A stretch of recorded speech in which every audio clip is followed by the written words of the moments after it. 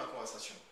Si dès le début, quand je commence une interaction, je commence par apporter quelque chose de positif, la chose la plus simple qu'on peut apporter, c'est de l'énergie, c'est du fun, c'est être soi-même en train de s'amuser et apporter ça aux autres, parce que les autres, de façon générale, que ce soit quand tu as 16 ans au lycée, que ce soit quand tu vas commencer à sortir en boîte, que ce soit quand on a 20, 25 ans, qu'on est en train de faire ses études, que ce soit quand on est dans le monde du travail avec des collègues au restaurant ou en bar, que ce soit en boîte de nuit plus tard ou dans un parc, peu importe, les gens s'ennuient. Les gens s'ennuient.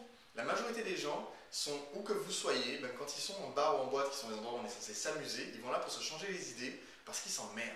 Et le fait d'être capable d'apporter quelque chose de positif à ces gens-là, ça change complètement l'état d'esprit et ça crée tout de suite une interaction qui va faire qu'on risque pas d'être catalogué gros dragueulot, même si on touche énormément les filles, même si on crée énormément de fun et de flirt avec les filles.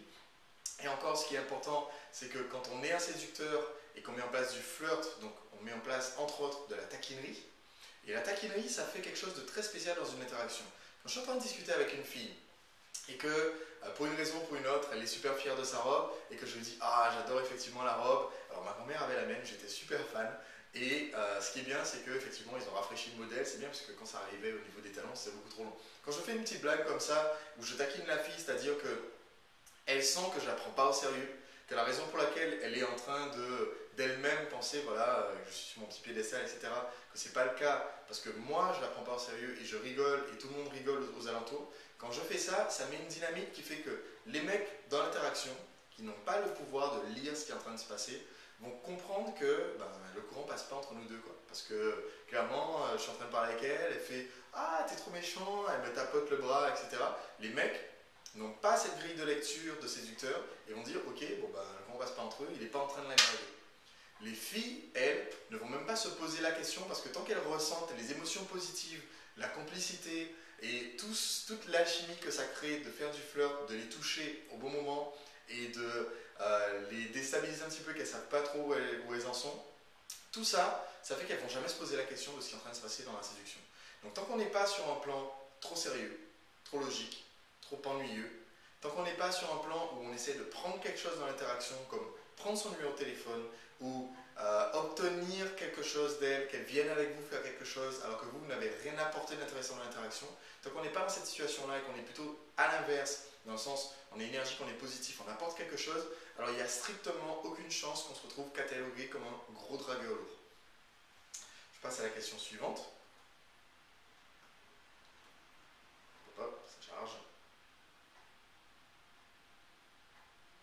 Alors, une question de Wilfried qui dit « J'ai commencé tes premiers DVD de séduction qui m'ont déjà beaucoup apporté et permis de voir mes erreurs.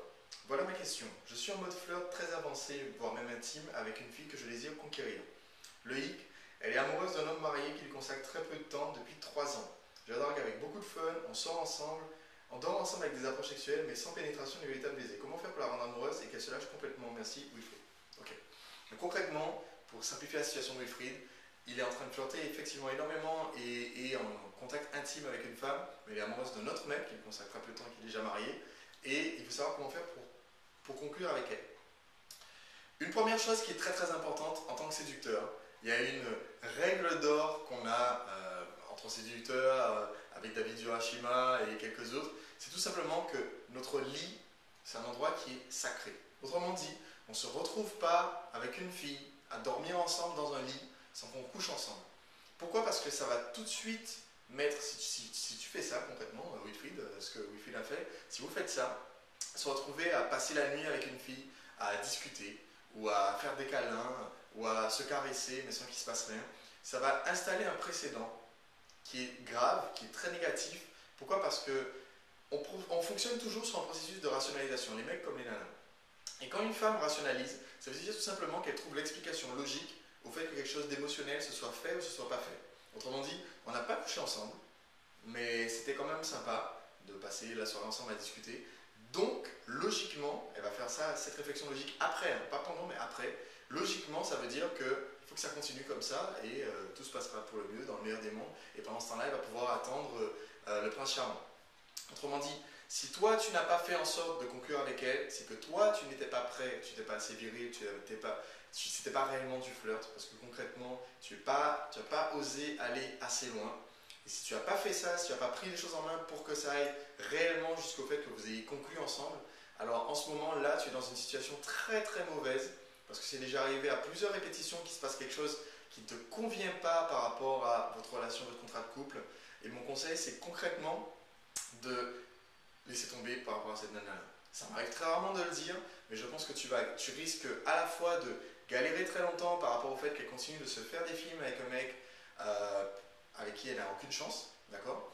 Donc pendant qu'elle est en train de se faire ces films-là, toi t'es personnage secondaire, ça n'a jamais une très bonne position. Deuxièmement, même si tu réussis effectivement à conclure avec elle au bout d'un moment, tu te seras fait suffisamment marcher dessus suffisamment longtemps, autrement dit en n'ayant pas conclu, en n'ayant pas respecté le fait que ton lit c'est une zone sacrée, tu te seras fait marcher sur les pieds suffisamment longtemps pour que dans cette relation qui va naître, le contrat de couple ne soit absolument pas celui qui va te convenir et qui va t'aider vraiment sur un plan personnel à t'épanouir. Donc je pense que c'est vraiment une situation